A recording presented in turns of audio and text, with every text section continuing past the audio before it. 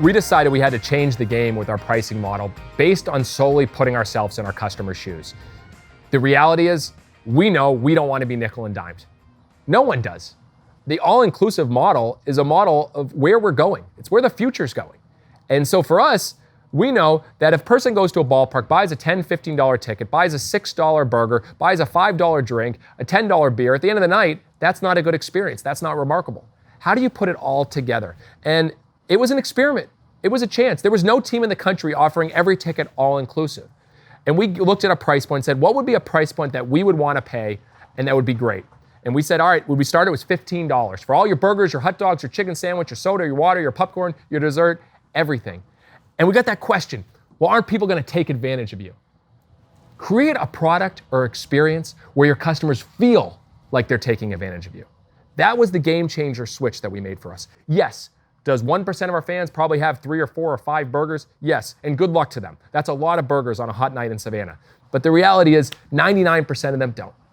And so many businesses create policies and procedures and systems because of a few people that take advantage of them. Create a model that's best for everyone and don't worry about those few. And that's what we've realized here at the ballpark, and everyone's saying it's one of the best values, best deals, experiences I could have. And that's how we're thinking at every single pricing structure with our team. It's why we don't charge shipping fees at all. Because no one wants to buy a $25 shirt that's $31.50. Eliminate the shipping fees. It's why we eliminate the ticket fees. Any extra fees, stop there, put it all inclusive, give your fans what they want, and that's been a game changer for us.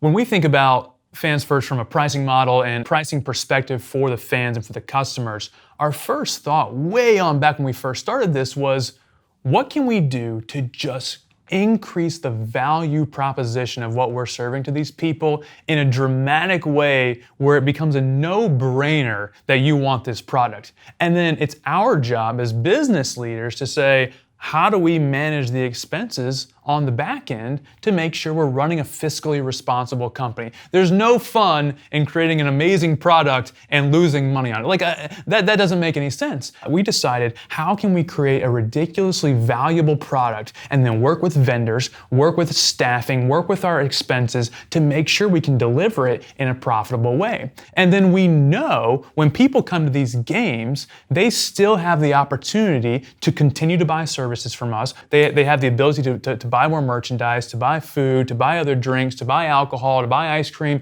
They still have that ability to buy those things because we haven't nickel and dimed them every step of the way, which is what's expected in most industries. You're expected to buy the thing, and then you got to pay a shipping charge, and you got to pay a processing fee, and maybe there's a credit fee, and maybe there's 30 days term, and if after that it's an extra fee. All these different fees get wrapped into it. So the all-you-can-eat model is where we take our most basic products, loop them all together in one fixed cost, one fixed price, and deliver that to the fans. So when you come to a game, you typically will buy your ticket and you might buy a hot dog or a soda or a water, you might buy a beer, you might buy some popcorn. We said, let's take all those basic items. And again, we didn't invent this. If you go on a cruise, you're getting this. This came from a different industry, which I'll challenge people to continue to think about how you can adapt from different industries and take pricing models or customer experience models or sales models or whatever it might be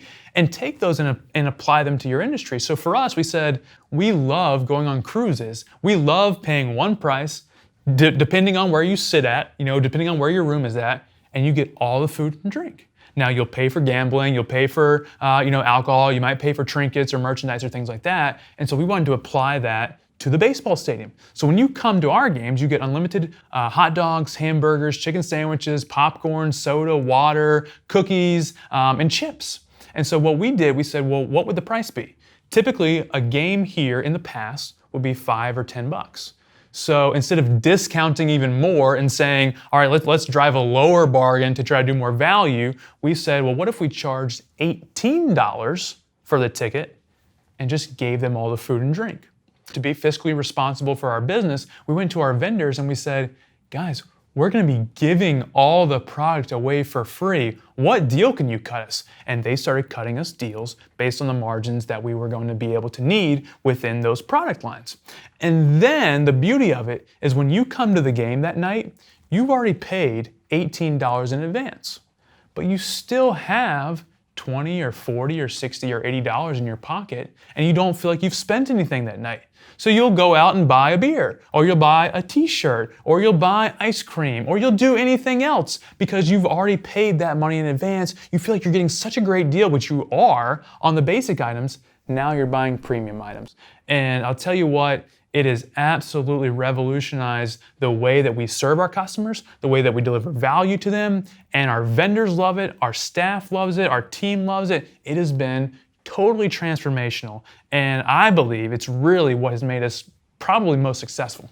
If you can create a product, if you can create a service where you just deliver exceptional value into it, and then you provide additional services and products and all that on the upline, and you deliver amazing value to your people, and then fiscally determine what the expenses are going to be on the back end, your customers will be singing your praises because you've done something totally different from the rest of your industry.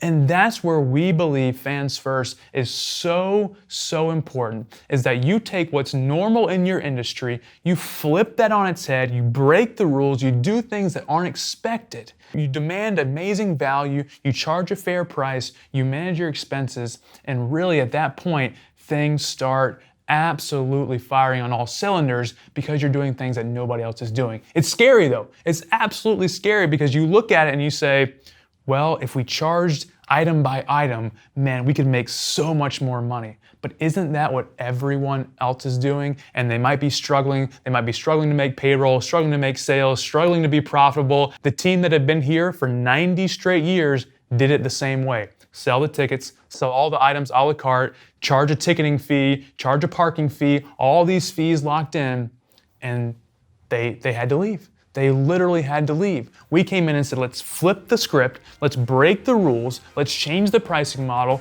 add ridiculous value, take care of the customers and take care of that experience. It changed everything.